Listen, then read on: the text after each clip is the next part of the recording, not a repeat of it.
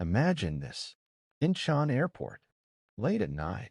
Camera flashes explode, screams tear through the air, and bodyguards move fast, forming a living shield. Jimin has just returned from Lisbon, Portugal. But this is not an ordinary arrival. In the middle of fans and reporters, a stranger disguised as a journalist tries to get close to him. Not for an interview. Not for photos. And then the bodyguards move. Fast. Firm. Without hesitation. What really happened at Incheon Airport that night? Who was that stranger? And why did Jimin's security suddenly feel tighter than ever before? Welcome to Jikook Lover. Don't forget to like, comment, and subscribe because this story is bigger, darker, and far more disturbing than you think.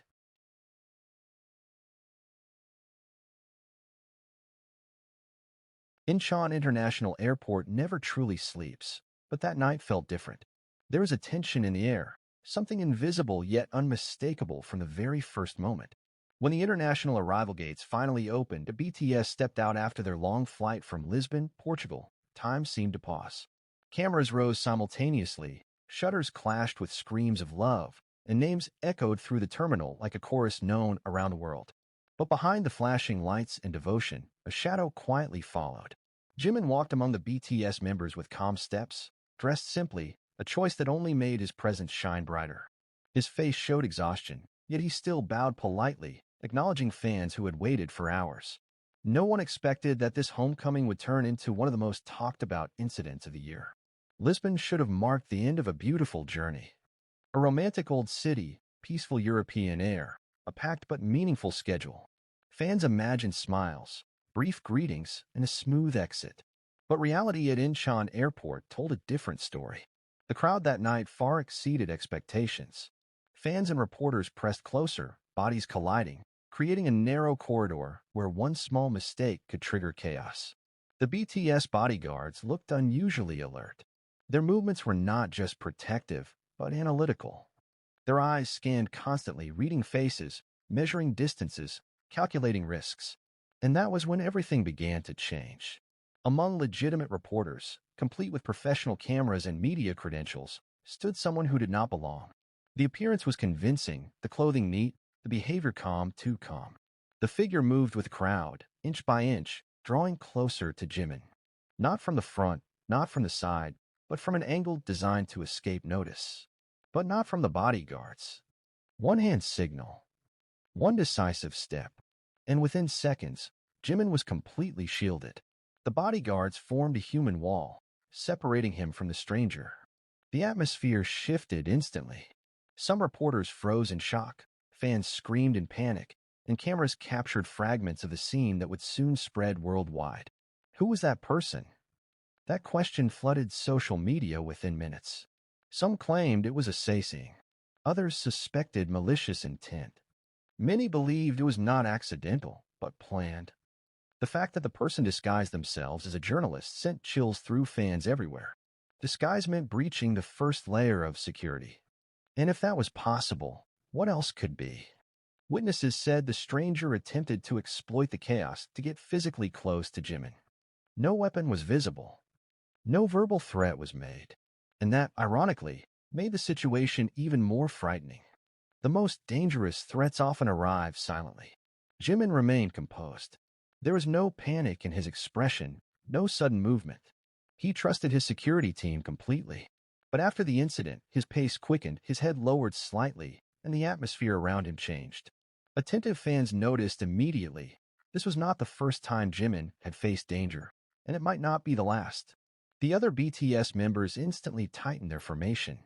Their expressions hardened, communication brief but urgent between them and the security team. There were no jokes, no waves, no smiles.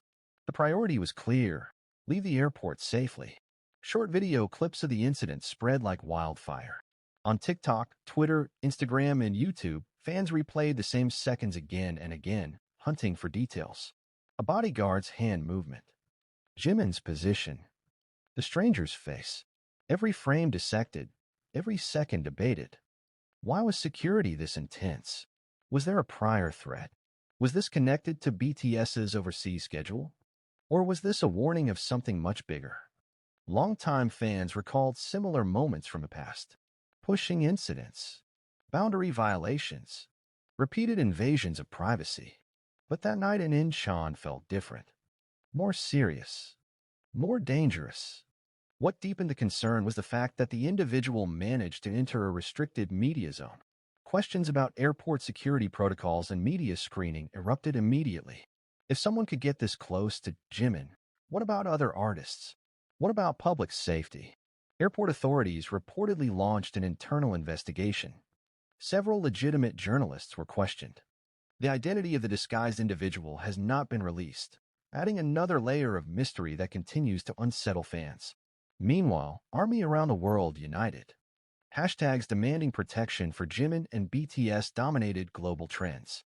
Messages filled with worry, anger, and fierce love flooded timelines. Many demanded accountability. Others questioned where the line should be drawn between fandom, media, and dangerous obsession.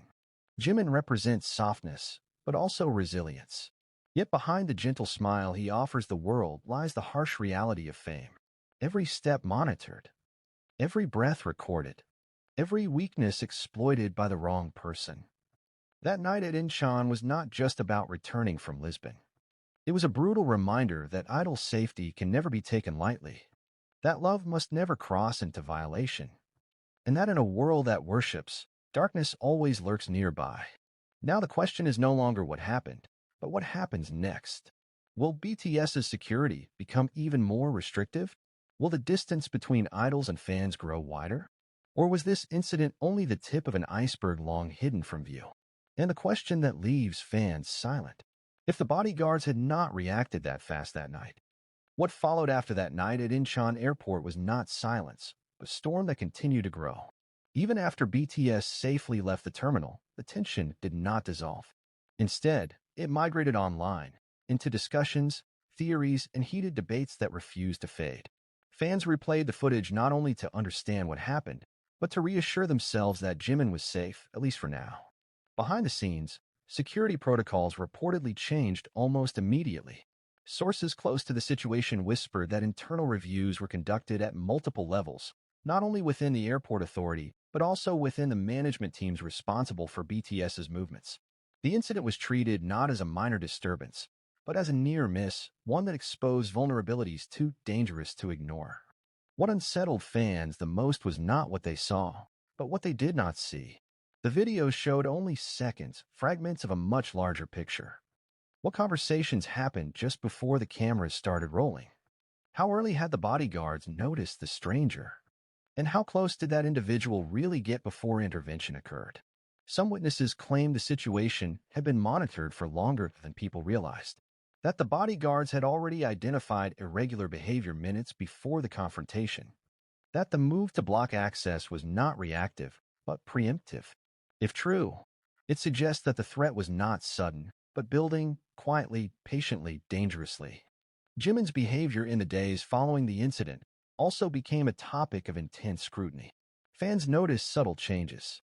Fewer public appearances, more guarded body language, longer pauses before approaching crowds. None of these were dramatic, yet for those who know him well, they spoke volumes. Jimin has always been known for his warmth, his willingness to connect, his gentle openness.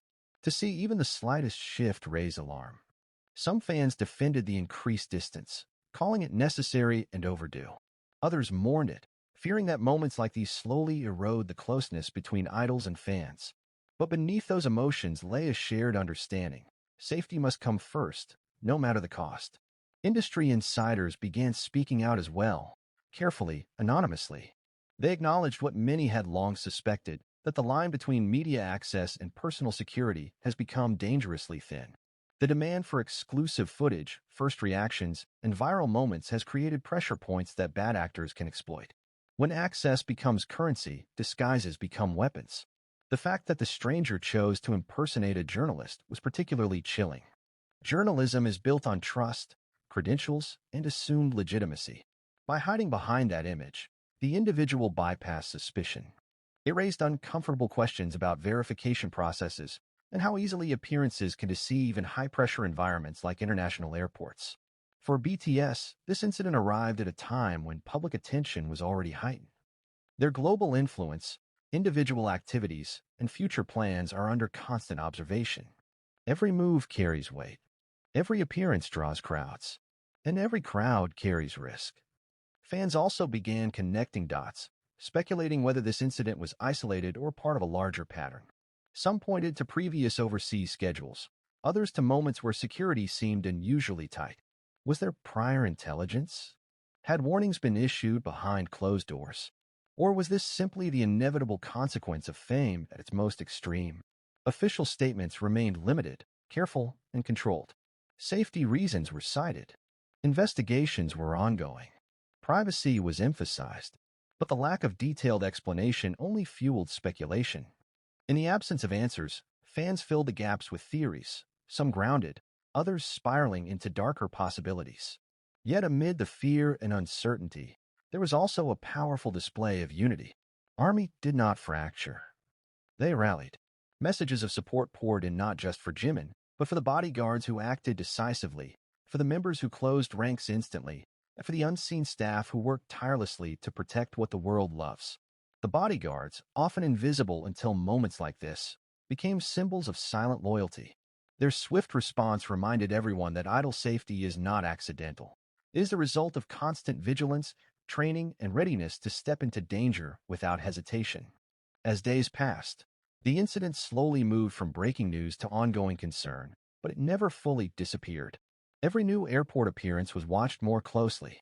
Every security formation analyzed. Fans learned to read movements the way professionals do, searching for signs of risk, of tension, of unease. And Jimin remained at the center of it all, not because he sought attention, but because he represents something fragile and precious in the industry. Talent combined with vulnerability. Fame intertwined with humanity. A person admired by millions, yet still exposed to the actions of one individual. Perhaps the most unsettling realization was this. The incident did not require violence to be terrifying. It did not need chaos or injury to leave an impact. The mere possibility that something could have gone wrong was enough to shake fans worldwide. That night at Incheon became a turning point. Not just for BTS, not just for Jimin, but for how people perceive idol safety in public spaces. It forced conversations that can no longer be ignored. About boundaries, about access, about responsibility shared by agencies, media, fans, and institutions alike. And now, as the footage continues to circulate and the questions remain unanswered, one truth stands uncomfortably clear. Fame does not shield. Love does not protect. Only preparation does. The story is no longer confined to one airport, one night, or one individual. It has become a mirror reflecting the darker side of global obsession, where admiration can be twisted into entitlement and access mistaken for a right. So the debate continues. Was this incident a rare anomaly stopped just in time, or a warning sign of threats yet unseen? Will tighter security keep idols safe, or push them further away from the very fans who love them? And the question that refuses to fade, echoing in every replayed clip and every worried comment. If this happened in a crowded airport under heavy security, what dangers might still exist when the cameras are gone?